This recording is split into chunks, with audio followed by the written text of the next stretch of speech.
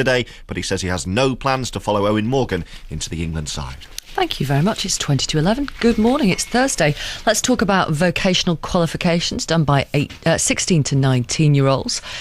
Do they actually get you a job? 0500 909 693. A report today suggests courses like tourism, hairdressing and construction are poor quality and will not lead to either further education or work.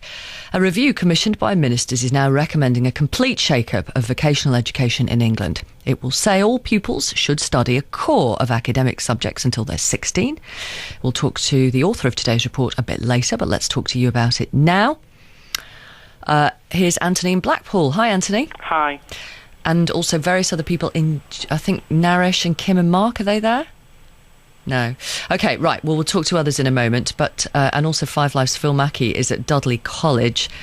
First of all, Anthony, what is your course in? I'm doing level 2 diploma in ladies hairdressing. Is it going to get you a job? Yeah, of course it is. Could you get a job in hairdressing without that? Yeah, I'm already doing a work placement. Right, OK. So you don't necessarily need this level 2 diploma, do you? Yeah, I do. Do you? OK, so what do you think of the broad criticism of these kind of courses? What do you mean by that? That they're not really worth the paper they're written on. Well, I think they are really. They help us with the qualification and the communication with just...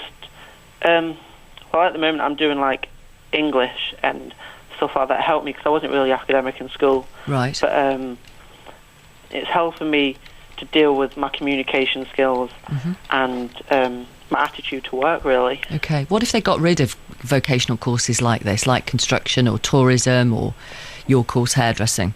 I don't think... I think jobs will be cut because people won't have the knowledge and techniques and stuff that you need to learn to do the job that they're asked to do. Here's Alistair in Blackpool. Hello, Alistair. Hi. Yeah, what do you think about this criticism? I think it's wrong. The vocational education helps students develop skills to go into the industry with, and it's a thing that employees want. So it's one thing I've used, and it's not done bad for me. OK. So what did you do at college and until what age? I left high school at 16 and went straight to college because I didn't have the right GCSEs at the time. Did a GMVQ intermediate, and from that I went on to GMVQ advanced, which was the level 3. Yeah. And from that, in what subject, sorry? Information technology. OK, yeah. Which allowed me to go on to higher education of a HND in business IT, which will give me more techniques and more skills that hopefully would develop when I went into the actual industry. Right. But now you're teaching? I am. Yeah. Following the HND, I went to university to do an honours degree in business IT as well. OK, that's interesting, because one of the criticisms of this report is that, first of all, they don't lead to a job. Which Anthony says is just not true because he will get a job in hairdressing, and two, they don't lead to higher education. But you're saying you went to university and did your degree after all your other stuff? Yeah, I topped my H&D up to an honours degree, and within 2 months of getting graduated, I got a job in an IT company. Okay. All right, well, you're a good couple of examples, positive examples. Thank you both, Alistair and Anthony. Phil Mackey's at Dudley College. Hi, Phil. Hello. Hello, traffic. It's Phil Mackey in... You're on the radio, Phil. You're not in traffic. Phil, can you hear me? We'll come back to him in a moment. I'm here now. Hi, Phil. I'm here now.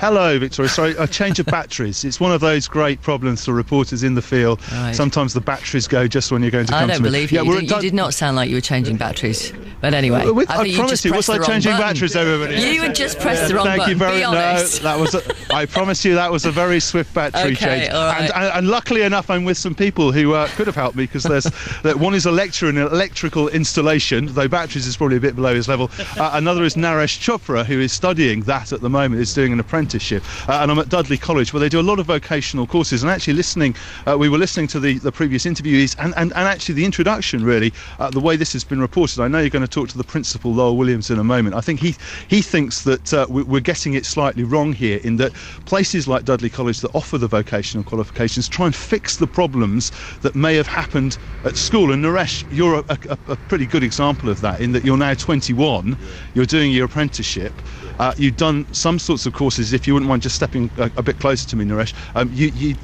you were doing some of the courses that you wanted to do this at school. You thought you'd got some qualifications, but they weren't much use till you got here. Yeah, when I left school, I applied here and I had to improve my maths and English first, and then I enrolled on the electrical installation course, which gave me the skills and the knowledge that I need to work in the trade. So you've had to almost start afresh when you got here to get to the point where you're at now. Yeah, that's all right. I had to, learn again all the skills that I should have learned at school.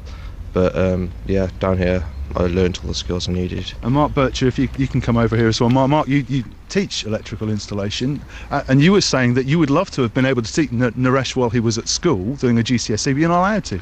No, the qualifications that we have in FE don't actually transmit across to main school teaching, but I think it would be a good idea, because the difference is we are qualified electricians, we have been out in the field, we have the experience to actually teach these guys to actually move on.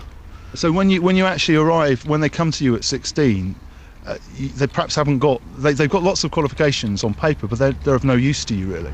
I wouldn't say no use, but a lot of the qualifications have been done in a classroom as opposed to in a workshop with qualified tutors. So you are teaching them from scratch. I've also got Kim Hughes here, who came through again from the GCSE basis, but did entry-level business BTECs, is that right? Yeah, I did level 2 first, then moved on to a level 3. But now you're at the point where you've been offered a place at Wolverhampton University to do law. So do you feel that the more vocational courses, this kind of college does a good job, but perhaps it could have been done better when you were 13 or 14? Yeah, when I first come to Dudley College, I asked to improve my maths skill, and it also, when I come to the college, it helped me to improve my skills in general, such as my presentation skills, which I will need for law.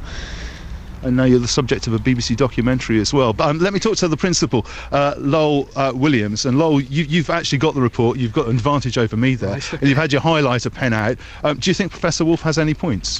Yeah, I think she has some very good points. And it's a report which I think we ought to all applaud and we should welcome, providing it's reported properly. Because essentially what this report says is vocational education is hugely important and makes a major impact to the lives of young people and to the economy.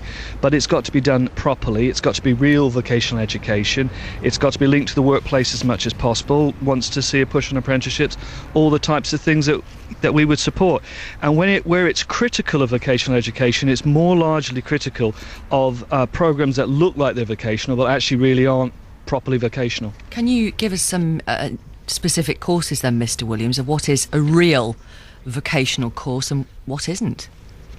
Well, we've got, I'm stood in front of us, Naresh, who's just going on to his advanced apprenticeship. He's doing a Sitting Guild's electrical installation course, which essentially teaches him to safely wire up all the circuit boards and the electrical boards, and he's got employment for contract installations, and that's a technical vocational qualification which is both dealing with the theory of electrical installation. He has to deal with his maths and English, but really importantly it makes him safe when he comes to play with your circuit board. Yes. And what about courses that apparently aren't real vocational courses? Well, I think what this is alluding to is that at schools are under massive pressure to get people through the GCSEs. There's a lot of pressure because of the league tables. If a school doesn't do well in its league tables, then it's deemed to be a bad school. So some school-based young people do vocational qualifications like a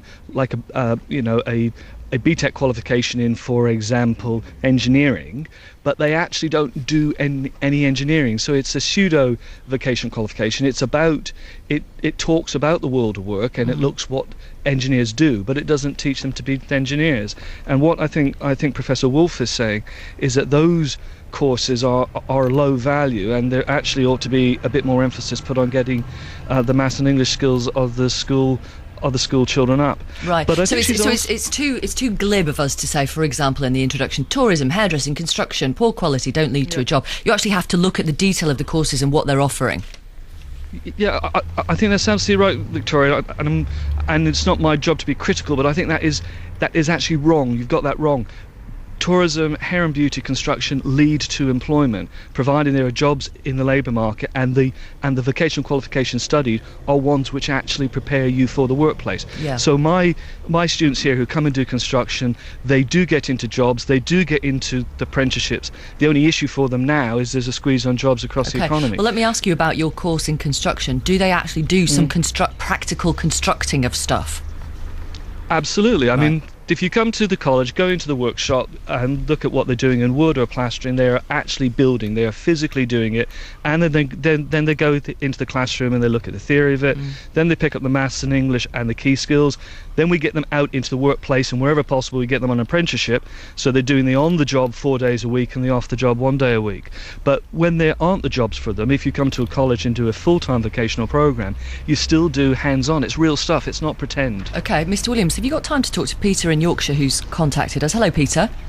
Oh, hello, Victoria. Yes, your view on this, on these vocational courses. I'm going to agree entirely with the previous speaker.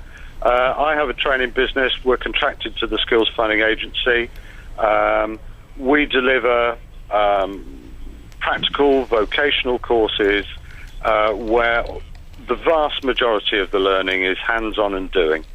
Alison Wolfe is absolutely right that there are so many qualifications that frankly don't track through to what job does this qualification help me with, and there's too much delivery of qualifications rather than delivery of work-related learning. Practical skills, OK. Yeah, absolutely. All right, well, thank you very much, Peter, and thank you for your time, Lowell Williams, and to your pupils as well, and we will talk to Professor Wolfe, who wrote this report, later on in the programme. And if you've got a vocational qualification, tell us about the quality of the course, what it actually taught you. Did it lead to higher education, a degree? Did it lead to a job? 0500 909 693. Here's Nick with the travel. Thank you. Let's start with the M25. Traffic is easing now, but it's still very slow anti-clockwise from junction 3 at the Swanley interchange through to the Dartford tunnels after accidents earlier on the M25 and also on the A2, both of which are long gone. So those queues are gradually improving. On the M9, we've got an overturned car blocking a lane of the southbound carriageway between junctions 2 and 1A. So it's just prior to the M9 spur, this car that's on its roof. On the northbound M5, there's an accident on the